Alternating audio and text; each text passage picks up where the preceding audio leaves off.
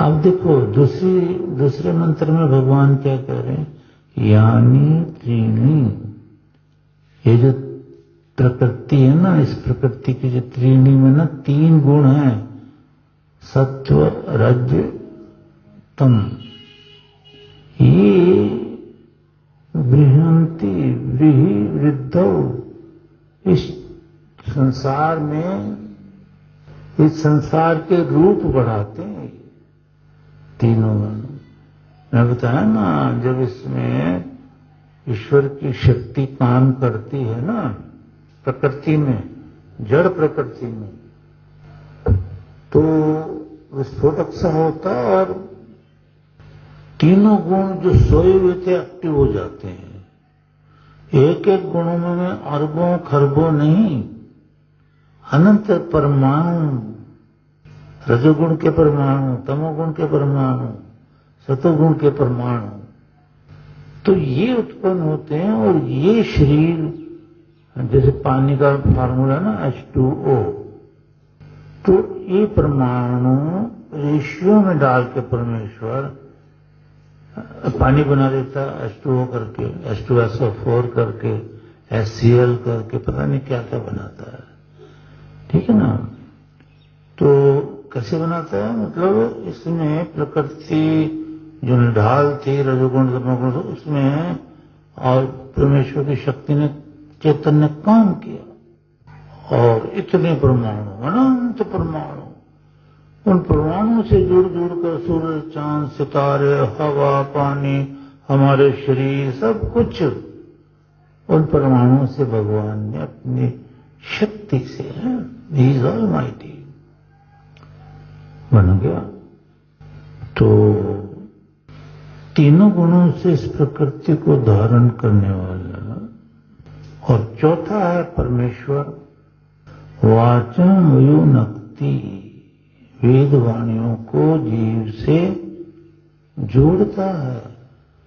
हर जीव के अंदर परमात्मा है, हर शरीर के अंदर ये 2 तत्व हैं, परमात्मा और जीवात्मा। परमात्मा वह है जो प्रकृति से संसार की रचना करता है।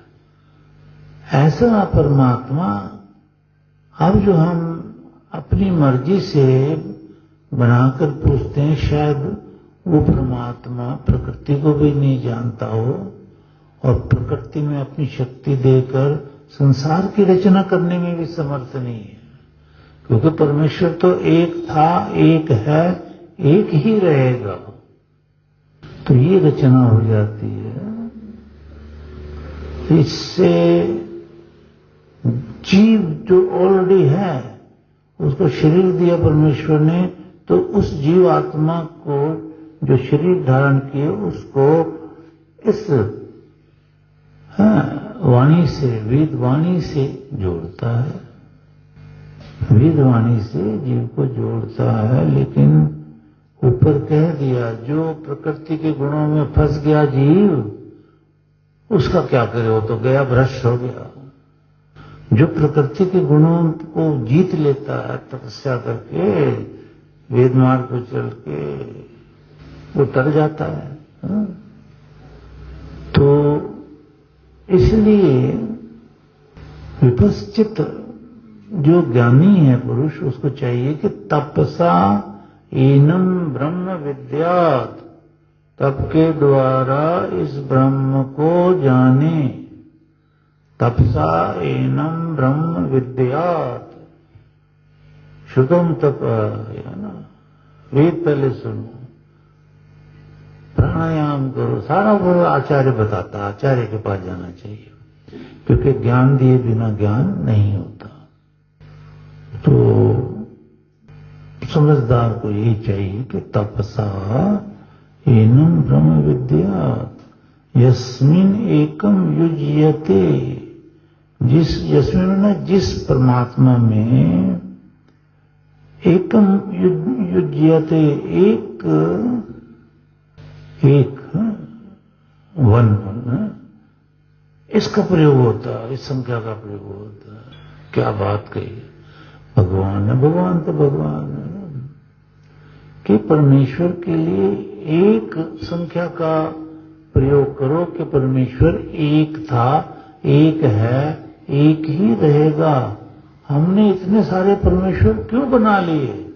क्योंकि हमने वेद विद्या से इस एक को नहीं जाना कि परमेश्वर एक था, एक है, एक ही रहेगा। इसकी कुर्सी कोई नहीं छीन सकता। परमेश्वर बहुत महान है। तो ब्रह्म को जानो, ब्रह्म एक है और यस्मिन् एकः, जिसमें एक ही संख्या का प्रयोग होता है। स एष एक, एक देक एव, एक ही है, एक ही है। तो गुणों को जानो, परमेश्वर की शक्ति को जानो, रचना को जानो, सुनते रहो। गुरु भक्ति बहुत जरूरत है इसमें। गुरु पर अटल विश्वास जरूरी है। मैंने बचपन से वेदों को ही अपनाया है। जब भी ज्ञान दिया परमेश्वर ने, तो वेद, परमेश्वर और विद्वान अलग अलग नहीं है, एक ही रूप है। हाँ, परमेश्वर सर्वोत्तम है, सबसे बड़ा परमेश्वर है, और उसके इक्विवेलेंट जो है वो ऋषि मुनि तपस्वी गुरु हैं। तो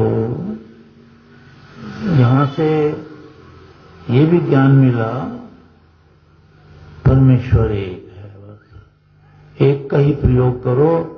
ये मत करो कि जी मैं उसको पूछता हूं, मैं उसको पूछता हूं, मैं मेरा परमेश्वर वो है, मेरा इष्ट वो है, मेरा इष्ट ये। वो एक था, एक है, एक ही रहेगा।